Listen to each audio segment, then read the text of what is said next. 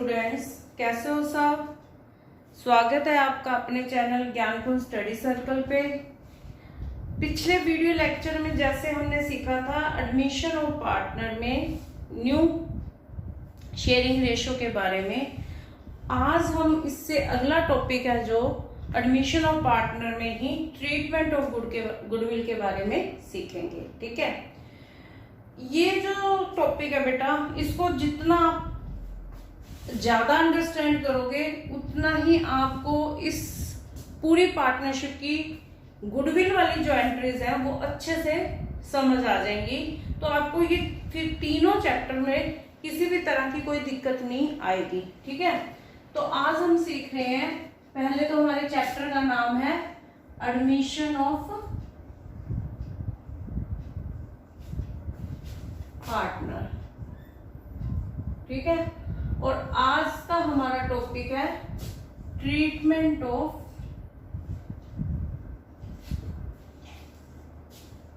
Goodwill.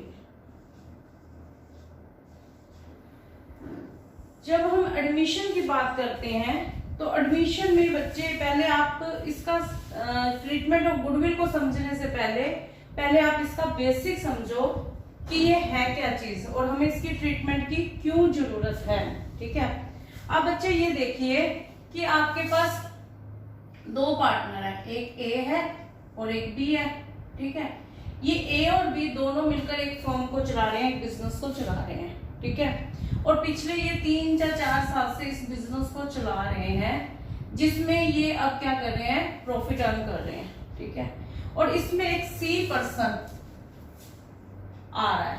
ठीक है, अब ये जो सी पर्सन आ रहा है ये बट नेचुरल, ये तो क्लियर ही है कि वो कैपिटल तो लेकर आएगा ही आएगा।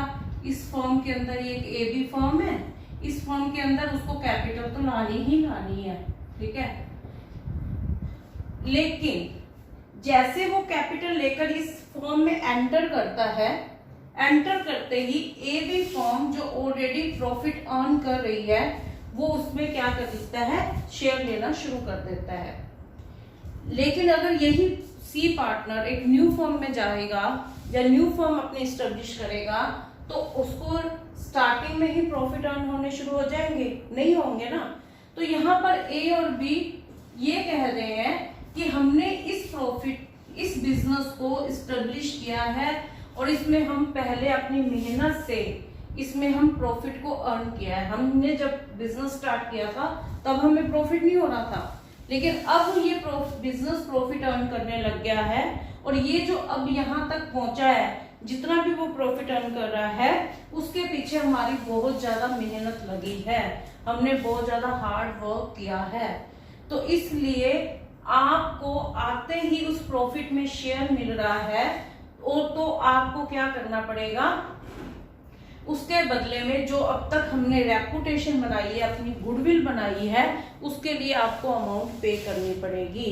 क्योंकि देखो बच्चे, आज अगर इसी इस फर्म में आ रहा है तो अगर फर्म को 60,000 का प्रॉफिट हो रहा है तो ये प्रॉफिट ए अगर सी ना आता तो ए और बी को 30,000 मिलता, लेकिन सी के आने से 10,000 ए को भी सैक्रिफाइस करना पड़ रहा है और बी को भी सैक्रिफाइस करना पड़ रहा है। मींस अगर ये प्लस होता है तो इन दोनों को क्या करना पड़ता है, माइनस करना पड़ता है अपने शेयर में से। ठीक है, और जो इन्होंने पीछे इतना हार्ड वर्क किया था ये प्रॉफिट उस वजह से हो रहा है। तो इस कारण से ये सी से क्या कहते हैं कि अब तक हमने जो अपनी रेपुटेशन बनाई है जिसकी वजह से ये प्रॉफिट हो रहा है, आपको उसके लिए क्या करना पड़ेगा, पे करना पड़ेगा। तो यहाँ पर फिर सी क्या हो जाता है, इस चीज के लिए एग्री हो जाता है। अब जो सी एग्री होता है तो वो क्या करता है, कुछ अमाउंट ऑफ जो है गुडविल की अमाउंट लेकर आता है। ठीक है, जिसे हम क्या बोलते हैं, प्रीमियम फॉर गुडविल बोलते हैं। ठीक है, उसे क्या बोला जाता है, प्रीमियम फॉर गुडविल। ठीक है, अब इसकी ट्रीटमेंट हम अकाउंटिंग ट्रीटमेंट सीखेंगे आज के लेक्चर में कि जो सी अपना शेयर ऑफ गुडविल लेकर आया है जिसे हम प्रीमियम फॉर गुडविल बोलते हैं, वो उसकी अकाउंटिंग ट्रीटमेंट हम कैसे करेंगे, क्या यही गुडविल होती है या फर्म में पहले से भी कोई गुडविल होती है, इसके बारे में हम देखेंगे। अब हम यहाँ पर सीखेंगे इसकी अकाउंटिंग ट्रीटमेंट। ठीक है, तो अकाउंटिंग ट्रीटमेंट को सीखने के लिए ये देखिए बच्चे,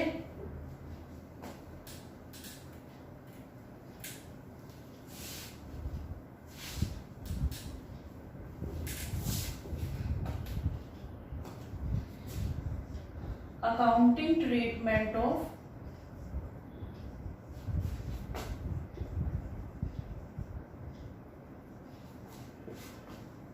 of goodwill in case of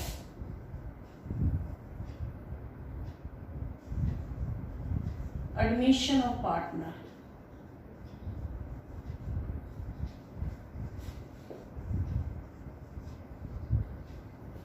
जब किसी पार्टनर का एडमिशन होता है उस समय जो हमें गुडविल दे रखी है हमारे क्वेश्चंस में, हम उसकी ट्रीटमेंट कैसे करेंगे। बच्चे इस केस में आपके पास दो टाइप की गुडविल होती है। एक होती है जो ऑलरेडी इन बुक्स होती है, ये वो गुडविल होती है जो आपको बैलेंस शीट में गिवन होती है। क्वेश्चन में बैलेंस शीट में जो गुडविल गिवन होती है उसे हम मानते हैं कि ऑलरेडी इन द बुक्स है। ठीक है, और वो जो गुडविल होती है बेटा वो ओल्ड गुडविल होती है, उसे क्या बोलते हैं, ओल्ड गुडविल। और उसकी जो ट्रीटमेंट है वो कैसे होगी, उसकी ट्रीटमेंट के लिए आप क्या करोगे, पार्टनर कैपिटल अकाउंट डेबिट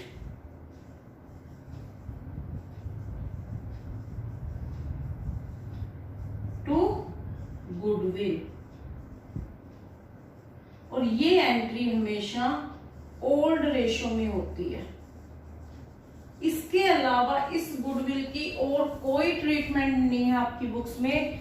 जो बैलेंस शीट में, ध्यान से सुनो, जो बैलेंस शीट में क्वेश्चन में बैलेंस शीट में जो आपको गुडविल दी होगी वो ओल्ड गुडविल होती है, और उसकी entry partner capital account debit to goodwill होती है। इट मीन्स जब आप इसको कैपिटल अकाउंट बनाओगे पार्टनर्स का तो डेबिट साइड में इसको शो करोगे।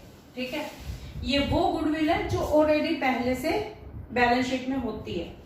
अब हम बात करते हैं दूसरी गुडविल जो न्यू पार्टनर लेकर आता है। New partner bring share of goodwill. जो न्यू पार्टनर गुडविल लेकर आता है उसे बोला जाता है प्रीमियम फॉर गुडविल। वो क्या होता है, प्रीमियम फॉर गुडविल। ठीक है, आज हम इस वीडियो लेक्चर में इसकी ट्रीटमेंट के बारे में पूरी डिटेल में पढ़ेंगे। ठीक है, इसकी अकाउंटिंग ट्रीटमेंट कैसे की जाती है। बच्चे यहाँ एक बात समझो कि अब पार्टनर जब आएगा तो वो न्यू पार्टनर जब भी आएगा वो एक तो कैपिटल लेकर आएगा, एक वो अपना पार्ट ऑफ शेयर जो गुडविल का बनता है वो लेकर आएगा। जो पार्टनर कैपिटल लेकर आ रहा है उसकी हमेशा एक ही एंट्री होती है, वो होती है बैंक अकाउंट डेबिट टू, मान लो सी पार्टनर आ रहा है तो सीज कैपिटल अकाउंट। ठीक है, ये एंट्री तो होनी ही होनी है क्योंकि पार्टनर जो आएगा वो कैपिटल तो लेकर आएगा ही। इसके साथ अब वो गुडविल की अमाउंट लेकर आता है तो उसकी अकाउंटिंग ट्रीटमेंट कैसे होगी वो देखिए आप, आज हम सीखेंगे वो। ठीक है,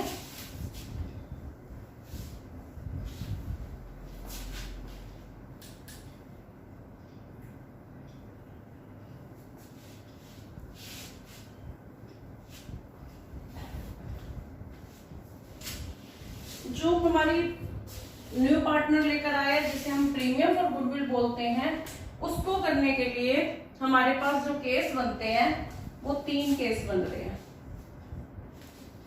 ठीक है, फर्स्ट केस तो क्या है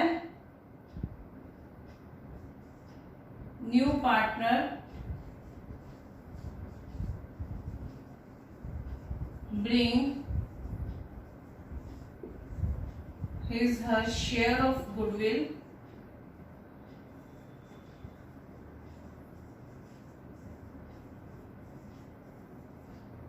in cash। ठीक है, कि वो अपनी गुडविल की अमाउंट को कैश में लेकर आ रहा है।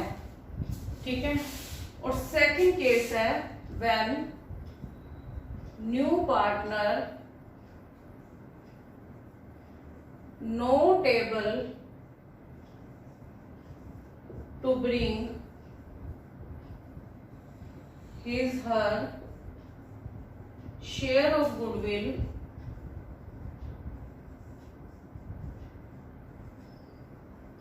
in cash। ठीक है, एक तो हमारा केस बना कि नया पार्टनर अपनी जो गुडविल की अमाउंट है वो कैश में लेकर आ रहा है। एक है कि नया पार्टनर अपनी गुडविल का जो शेयर का अमाउंट है वो कैश में लाने के एबल नहीं है, वो कैश में नहीं ला पा रहा है। ठीक है, और थर्ड केस बनता है कि वो ना तो कैश में, ना ही वो कैश के अलावा इन एनी काइंड का मतलब है कि वो गुडविल की जो अमाउंट है वो कैश में नहीं लाकर किसी गुड्स में, ठीक है, या फिर असेट्स में लेकर आ रहा है, गुड्स या असेट्स के रूप में लेकर आ रहा है, तो वो होता है इन एनी काइंड। ठीक है, अब हमारा जो फर्स्ट केस है कि व्हेन जब न्यू पार्टनर अपना गुडविल का अमाउंट कैश में लेकर आ रहा है तो उसके आगे जो केस बनते हैं वो 3 केस बनते हैं। ठीक है, वो फर्स्ट केस क्या बनेगा इसमें कि जो पार्टनर है, जो न्यू पार्टनर गुडविल के अमाउंट लेकर आ रहा है वो प्राइवेटली ला रहा है। ठीक है, फिर है कि न्यू पार्टनर शेयर गुडविल जो ला रहा है वो रिटेन्ड इन बिजनेस है, रिटेन्ड इन बिजनेस।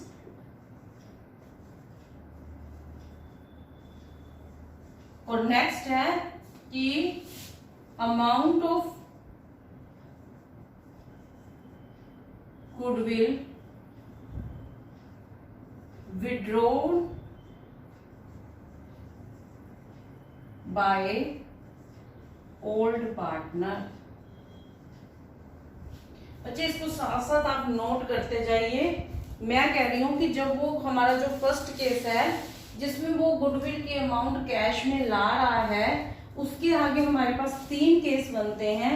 एक तो वो प्राइवेटली लाता है, सेकंड क्या है कि वो जो अमाउंट ऑफ गुडविल लेकर आया है ओल्ड पार्टनर्स ने उसको बिजनेस में ही रहने दिया, जो केस बनता है हमारा रिटेन्ड इन बिजनेस। और थर्ड केस जो इसमें है कि जो ओल्ड पार्टनर्स हैं उस अमाउंट को, गुडविल की अमाउंट को बिजनेस से विड्रॉ कर ले जाते हैं, तो वो हमारा क्या बन जाता है, इसमें थर्ड केस बन जाता है। ठीक है, अब हम इसकी सीखेंगे अकाउंटिंग ट्रीटमेंट कैसे होती है। बच्चे जब वो प्राइवेटली लेकर आता है तो इट मीन्स वो बुक्स में कहीं भी शो नहीं किया जा रहा है, तो इसलिए हमारी बुक्स में उसकी कोई एंट्री नहीं होती, तो हम वहां पर लिखते हैं नो एंट्री।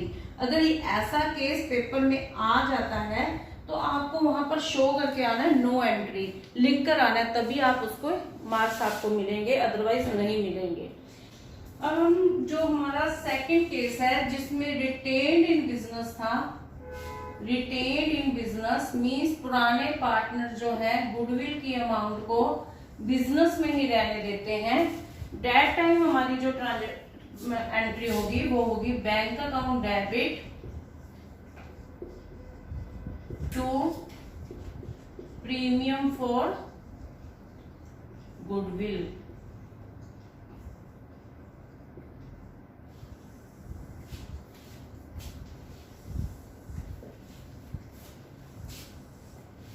और सेकेंड एंट्री होगी हमारी premium for goodwill account debit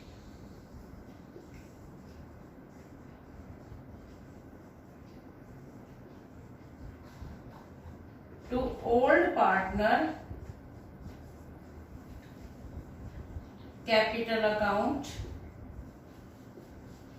और ये एंट्री हमेशा सैक्रिफाइस रेशियो में होती है। जो सेकेंड एंट्री है हमारी, premium for goodwill account debit to old partner capital account होगी, और ये एंट्री हम सैक्रिफाइस रेशियो में करते हैं। ठीक है, अब बच्चे हम करेंगे अगला केस। अगला केस जो है हमारा, जिसमें पार्टनर्स क्या करते हैं, विड्रॉ कर जाते हैं गुडविल की अमाउंट को, amount of goodwill withdraw by old partner. Old partner जब गुडविल की अमाउंट को विड्रॉ कर जाते हैं, दैट टाइम हमारी जो ट्रांजैक्शंस होती हैं बच्चे, उसमें आपकी फर्स्ट एंट्री तो होगी ये सेम, सेकंड भी होगी यही सेम, इसके साथ आपको एक थर्ड एंट्री और करनी है। वो एंट्री होगी आपकी old partner capital account debit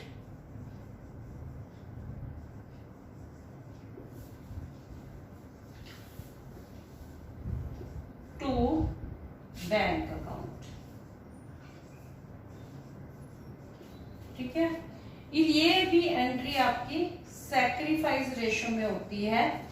इसमें बच्चे आपके और भी केस बनते हैं, जैसे पार्टनर्स जरूरी नहीं है कि पूरी अमाउंट को ही विड्रॉ कर जाए, हो सकता है किसी में वो हाफ अमाउंट विड्रॉ कर जाते हैं, तो ये एंट्री आपकी हाफ अमाउंट से होगी।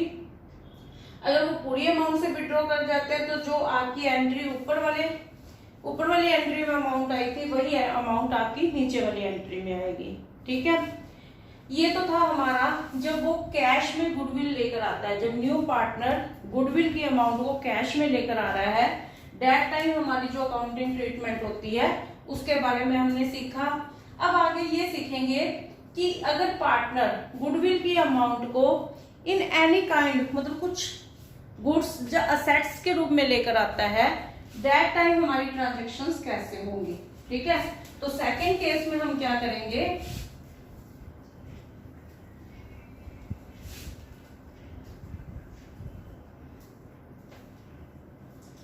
अगर वो गुडविल की अमाउंट को इन एनी काइंड लेकर आता है, दैट टाइम हम क्या करते हैं, मान लो कि वो क्या लेकर आया है, कुछ अमाउंट गुडविल की कैश में लेकर आया है, कुछ गुड्स में लेकर आया है, या मशीन लेकर आया है, तो हमारी एंट्री होगी cash account debit, stock account debit,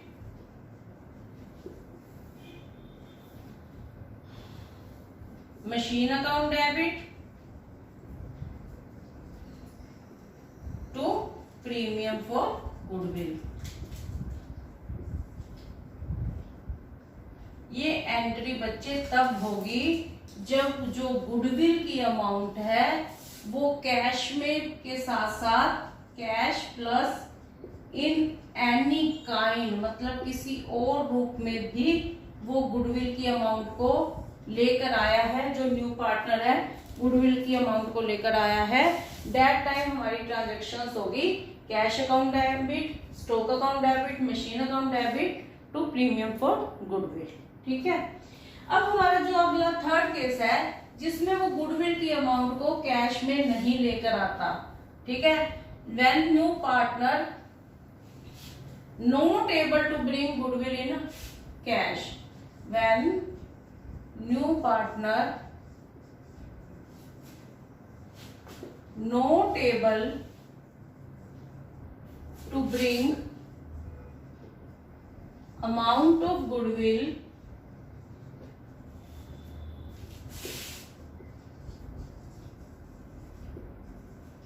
in cash, जब वो गुडविल की अमाउंट को कैश में नहीं ला पा रहा, दैट केस आपकी जो अकाउंटिंग ट्रीटमेंट होगी वो कैसे होगी। एग्जामिनेशन पॉइंट ऑफ व्यू से ये टॉपिक इंपॉर्टेंट है क्योंकि इसमें से क्वेश्चंस आने के चांस होते हैं। इस केस को बच्चे ध्यान से समझो। इस केस में आपको फर्म की गुडविल गिवन होगी, फर्म गुडविल गिवन होगी। ठीक है, और आप क्या करोगे, आपके पास सैक्रिफाइस ओल्ड रेशो भी गिवन होगी और न्यू रेशो भी गिवन होगी। आपके पास ये तीनों चीजें क्वेश्चन में गिवन होगी, ठीक है। सबसे पहले आपने क्या करना है, जो फर्स्ट स्टेप होगा आपका, आप क्या करोगे, सैक्रिफाइस रेशो को फाइंड करोगे, ठीक है। सबसे पहले आप सैक्रिफाइस रेशो फाइंड करोगे और डेट टाइम जो पार्टनर गेन कर रहा होगा उसको आप डेबिट करोगे और जो पार्टनर सैक्रिफाइस कर रहा होगा उसे आप क्रेडिट करोगे। तो इसकी जो एंट्री होगी वो होगी गेनिंग पार्टनर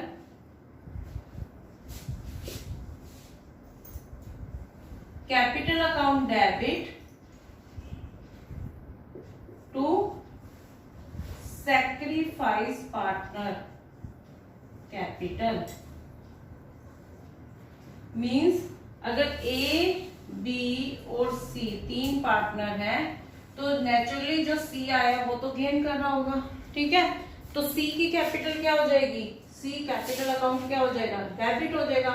तो सी कैपिटल अकाउंट डेबिट टू क्या हो जाएगा, ए कैपिटल अकाउंट और टू बी कैपिटल अकाउंट। और ये एंट्री आप कौन सी रेशो में करोगे, सैक्रिफाइस रेशो में करोगे।